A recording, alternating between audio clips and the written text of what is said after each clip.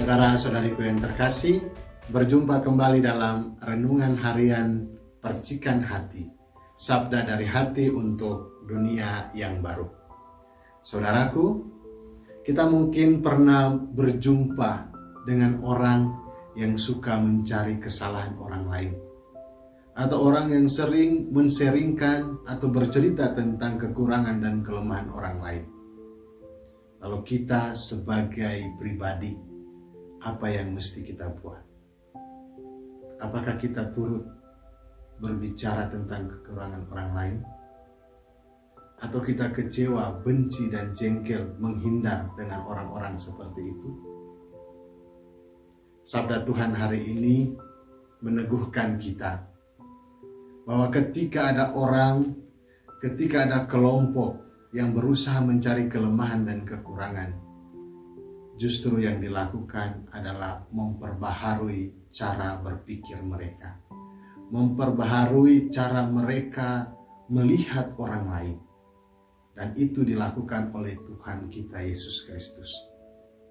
Ketika orang Yahudi, orang Farisi menuduh, memfitnah bahwa ia datang mengubah hukum Taurat, justru Yesus menegaskan, ia datang untuk menggenapi. Satu titik pun tidak akan dihapuskan. Bahkan Yesus dengan tegas mengatakan, barang siapa yang meniadakan hukum Taurat akan mendapat tempat yang terendah di dalam kerajaan Allah. Begitu juga yang dialami oleh Raja Ahab dan para imam Baal. Ketika mereka mencari kelemahan, ketika mereka menjauh dari Allah, Elia hadir untuk mengubah dan memperbaharui mereka. Saudara-saudari yang terkasih, dalam kehidupan setiap hari, mungkin kita sama seperti orang Farisi yang suka mencari kesalahan orang lain, memfitnah, menaruh benci, dendam kepada sesama karena takut kehilangan kedudukan, jabatan, atau kehilangan nama di tengah masyarakat.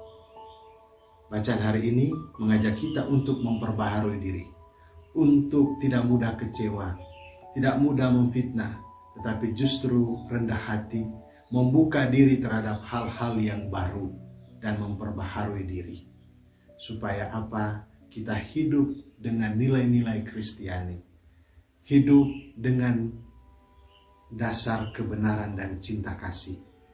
Dengan demikian, kita akan dipermuliakan, mendapat tempat yang tertinggi di dalam kerajaan Allah, bukan dipermalukan sebagaimana Raja Ahab dan para imam Baal. Semoga saudara sekalian hidup di dalam kebenaran dan segala aktivitas hari ini diberkati dan dilindungi oleh Allah yang Maha Kuasa, Bapa dan Putra dan Roh Kudus. Amin.